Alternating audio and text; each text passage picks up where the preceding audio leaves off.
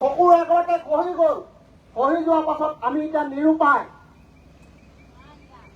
আমি এতিয়া এই কথাবিলাক কাক কম, কেনেকে ধৰণৰ কম? নিশ্চয় আমি কথাবিলাক যদি অকলে কবলৈ যাওঁ, ৰজা ঘৰে বা যি আমাক নিয়ন্ত্ৰণ কৰি আছে সেইসকলে আমাৰ কথা নুশুনিব। গতিকে পুনৰবাৰ ৰমৰীয়া সংগ্ৰাম মঞ্চৰ যি বেনাৰত আমি সকলোৱে আজি একত্ৰিত হ'ব লাগিব। আমাৰ ভেটি ক'ব গ'লে আমাৰ এই সমস্যাটো সমাধান নহ'ব। আমাক অকলে ক'বলৈ যদি যাওঁ হয় হ'ব সেইটো বুলি কৈ আমাক আশ্বস্ত কৰি ৰাখিব। আপোনালোকৰ সকলোৱে ইয়াত আজি উপস্থিত ৰাইজৰ পৰা এটা কথা জানিব বিচাৰিছো, মই অৱশ্যে নাজানো।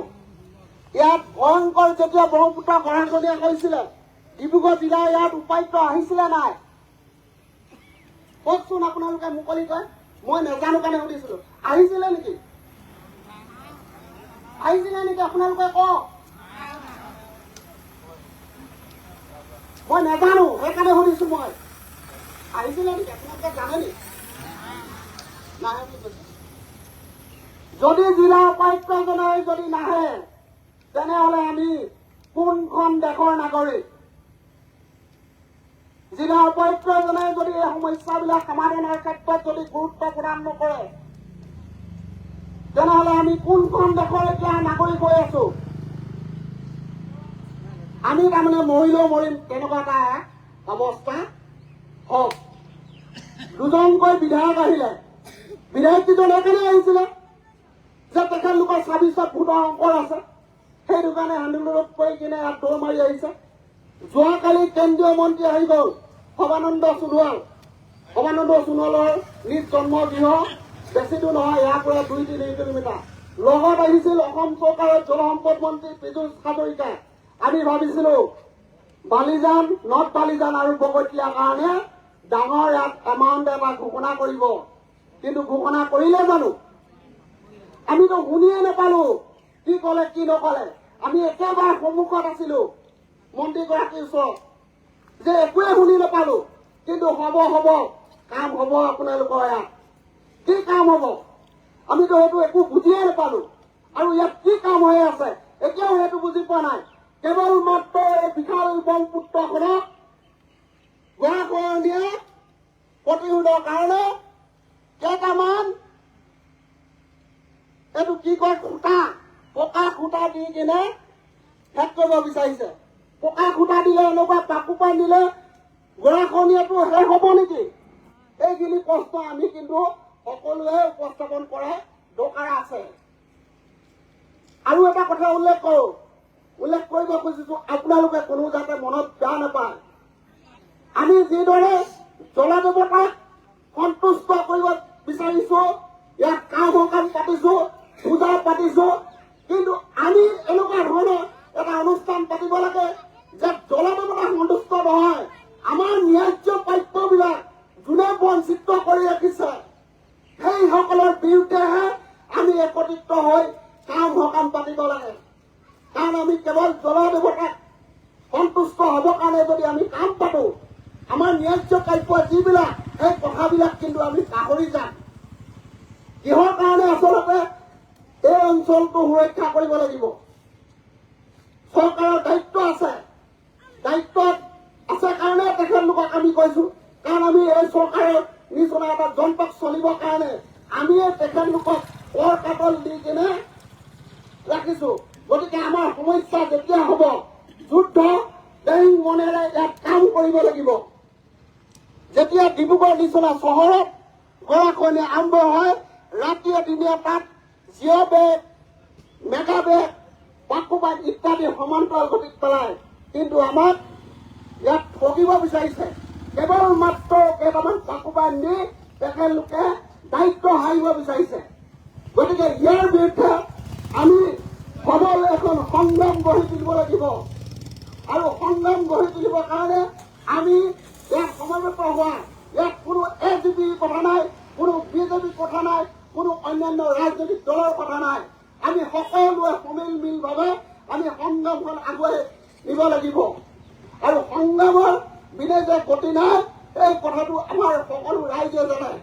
কাৰণ আমাৰ 24 বছৰীয়া সংগ্ৰামৰ ইতিহাস যদি আমি চাওঁ, কাৰণ আমাৰ ঐক্যবদ্ধ ৰাইজে দেশৰ প্ৰধানমন্ত্ৰীকো আনিবৰ কাৰণে বাধ্য কৰিছিলে। দেশৰ প্ৰধানমন্ত্ৰীও ৰমৰীয়ালৈ আহিছিলে। কিহৰ কাৰণে আহিছিলে?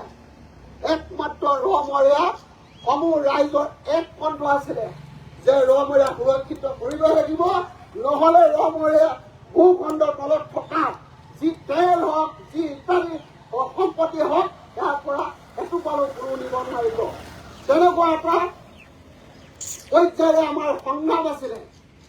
এই সংগ্ৰাম যে পুনৰ হ'ব, আপোনালোকে যে সংগ্ৰাম যে কৰিব, এইটো কিন্তু মোৰ বিশ্বাস আছে। কাৰণ নিজৰ ভেটিটোৰ কাৰণে আমি সকলোৱে ওলাই আহিব লাগিব। আৰু নিজৰ যদি ভেটিটোৰ কাৰণে যদি আমি নিশ্চুপ হৈ থাকো, তেনেহলে কিন্তু ৰজাগৰে হওক আমাক কিন্তু ঠগিব। গতিকে এইখিনি মই আপোনালোকক কলো।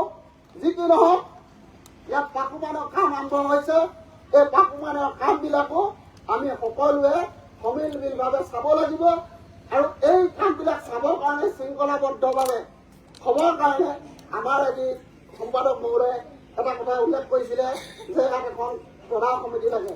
তদা সমিতিখন আপোনালোকে ইয়াত গঠন কৰি দিব যে সমিল মিলে কামটো হওক। এনেকুৱাটো ঘটিলে আৰু আজি সভাত এটা সিদ্ধান্ত গ্ৰহণলৈ অৱশ্যে অহা নাই। মই আপোনালোকক চিন্তা কৰিবৰ কাৰণে অনুৰোধ জনাইছো। আজি সভাত এটা সিদ্ধান্ত ল'ব বুলি আশা ৰাখিছো যে পাকুপানৰ সমান্তৰালকৈ এই ৰমৰীয়া, বগৈতলীয়া আৰু নৰ্থ বালিজানৰ যি খহনীয়া অঞ্চল আছে, ইয়াত কিন্তু মেগাবেগ সংস্থাপন কৰিব লাগিব, নহলে কিন্তু নহব। যদি নকৰে 15 দিনৰ ভিতৰত বা এসপ্তাহ ভিতৰত আমি কিন্তু তীব্ৰ গণতান্ত্ৰিক আন্দোলন গঢ়ি তুলিম। এইটো কিন্তু আমি সংকল্প সকলোৱে ল'ব লাগিব। নহলে কিন্তু আজি MLA আহিব, দুজনকৈ MLA আহিব, আমাক কব হাত মিলাব, হ'ব কাম হৈ যাব। তেখেতলোকৰ ওপৰত যদি আমি আশ্বস্ত হৈ থাকো, তেনেহলে তামুলী আলিটো যিদিনাই ছিকি যাব, সেইদিনাৰ পৰা কিন্তু আমি বিশেষ চিঞৰি আৰু লাভ নহব। আমি কালি টোপোলা সকলোৱে বান্ধিব লাগিব। এইখিনিকে কৈ মোৰ চমু বক্তব্য সামৰণি মাৰিলো। জয় অসম।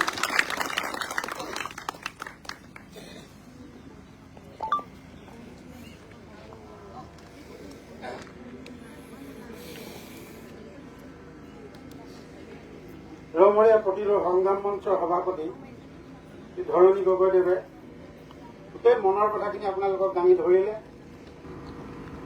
তেওঁ আজি নহয়, তেখেতে আমাৰ 99 চনত সংগ্ৰাম মঞ্চ জন্ম হৈছিল, তেতিয়াৰ পৰাই ওতঃপ্ৰোতভাৱে জড়িত। সেয়ে আপোনালোকক কীৰ্তনভাৱে হাত ধৰি কথাখিনি আগবঢ়ালে। তেখেতলৈ ধন্যবাদ, কৃতজ্ঞতা থাকিল। যে কি নহওক, এতিয়া আমাৰ মাজত আমাৰ গণ্যমান্য ব্যক্তিসকল আছে, যেনে আমাৰ সমাজসেৱক জগত গগৈদেৱ আছে। তেখেতকো মই সময় মিলাই ছুটিকে দুই এষাৰ ক'বৰ কাৰণে মই অনুৰোধ জনাইছো।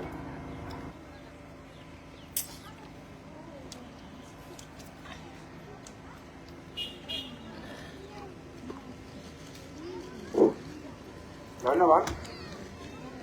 সভাপতি মহোদয় অনুৰোধ কৰোঁতে ছুটি বুলি ক'বলৈ কৈছে, ছুটি বুলি নহয়, মোৰ মনৰ কথাখিনি আৰু বাস্তৱত যিখিনি ঘটনা ঘটি আছে সেইখিনিয়ে কম। তাত কোনো উপৰণি চাই মই নক'বা। কম সদাগজন আজি এই সভাত সন্মানীয় সভাপতি ডাঙৰীয়া, সভাপতি সময়ে পাওঁৱে বহি থকা বৰেণ্য ব্যক্তিসকল,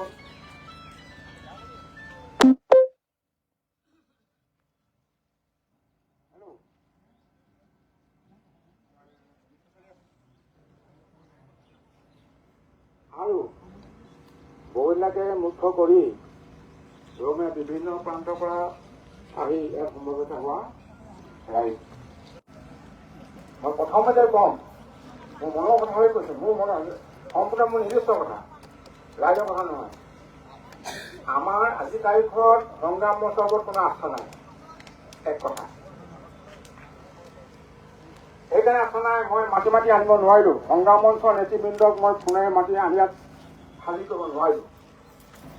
কেৱল মাত্ৰ সংগ্ৰাম মঞ্চৰ সম্পাদক ৰিতুল দাস ডাঙৰীয়াৰ নেতৃত্বতহে এইখিনি সম্ভৱ হৈ উঠিছে।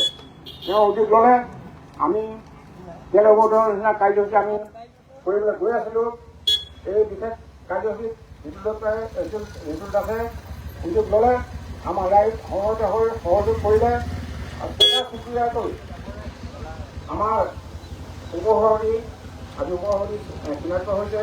তেখেতলোকে আহি থাকে, গৈ থাকে আৰু তেওঁ কামৰ মানুহ, হয়তো তেওঁ কামতো জড়িত, তেওঁ হয়তো আমি বিচৰা ধৰণে সময় দিব পৰা নাই, সেইটো সুকীয়া কথা। কিন্তু কুশী দত্ত মই এতিয়াহে গম পাইছোঁ, তেওঁ ভাইচ প্ৰেচিডেণ্ট সংগ্ৰাম মঞ্চৰ, আৰু ঋতুল দাস সম্পাদক। এই সম্পাদকৰ নেতৃত্বতে এইখিনি সম্ভৱ হৈছিলে। কালি তেওঁ উদ্যোগ নোলোৱাহঁতে এইখন সভা অনুষ্ঠিত নহ'লহেঁতেন। তেওঁ নিজেই মোৰ দৃষ্টিত মাছ বান্ধিব, তেওঁ নিজৰ গাড়ীখনত আহি মেলি গোটেই প্ৰচাৰ কৰি এই সক্ষম হ'ল।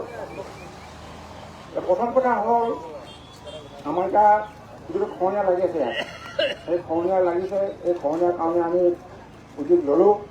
উদ্যোগ লৈ আমি ঊৰ্ধ্বতম কৰ্তৃপক্ষত সহযোগ কৰিলোঁ। ঊৰ্ধ্বতম কৰ্তৃপক্ষ নামি আহি এতিয়া ক'বলৈ মোৰ দুখ লাগিব যে আমি চাওঁতে তাক আমি আমাৰ ইমিডিয়েট বছ কোন হয়, মই এটা ৰাজনীতিৰ লগত জড়িত মই, কিন্তু আমাৰ ৰাজনীতিৰ লগত জড়িত হ'লেও আমাৰ ইমিডিয়েট আমি বছ কোন, আমি সোণাকাম বৰুৱাক মই ক'লোঁ যে এইটো কথা হ'ল, মই গৈ আছোঁ 8 তাৰিখে গৈ আছোঁ মই গুৱাহাটী। 8 তাৰিখে গৈ তেওঁ 11 তাৰিখে ঘূৰিব মোক ক'লে। তাৰ পৰা ফোন মাৰিছে যে ইতিমধ্যে চব কাম সমাধান হ'ল, কিন্তু ঠিকাদাৰ নাই, কোনো ঠিকাদাৰে আগবাঢ়ি নাহে কাম কৰিবলৈ। এই ঠিকাদাৰ পাব নেকি ক'ৰবাত? আমাৰ সোধা হৈছে ঠিকাদাৰ ক'ৰবাত পাব নেকি? ঠিকাদাৰ নাহে এইকাৰণেই যে কোটি কোটি টকা ঠিকাদাৰসকলৰ অনাদায় বিল কৰি আছে, কোনো আগবাঢ়ি নাহে। সেয়েহে ইমান বিয়া এটা আঁচনি কাম এটা ওলালে আমি হেতাৰ পৰা লওঁ ইয়াত যে মোক লাগে কাম, তেওঁ ক'ব মোক লাগে, তেওঁ কয় মোৰ লাগে, কিন্তু কোনো আগবাঢ়ি অহা নাহিলে আজিলৈকে। তাৰ ফলশ্ৰুতিত আজি কেৱল মাত্ৰ ডিপাৰ্টমেণ্টহে কামে পৰিচালনা কৰিছে। আজি এছডিঅ আছে আৰু তেওঁ ইঞ্জিনিয়াৰ আছিলে।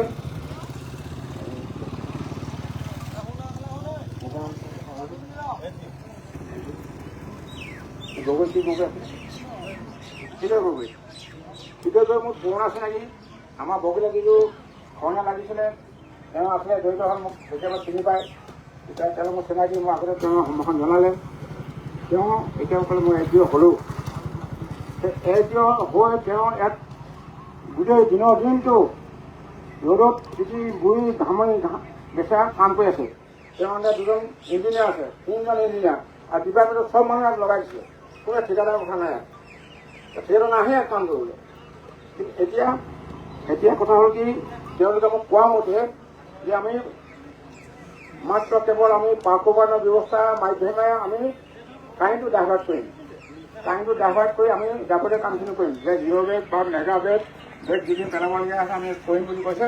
কাৰণ সেইটো নকৰিলে কি হ'ব, ইমান খৰচ এটা মানে কাৰেণ্ট চলি আছে ইয়াত, এই আমাক কাষে 0 বেগৰ নাওখন ৰখাবৰ কাৰণে সামৰ্থ্য নাই। চেষ্টা কৰিছিলে কিন্তু নাও ৰখাব নোৱাৰে। গতিকে এই নাও ৰখাবৰ কাৰণে কাৰেণ্টটো ডাইভাৰ্ট কৰিবৰ কাৰণে তেওঁলোকে এই পাৰ্কবানৰ ব্যৱস্থা কৰিছে।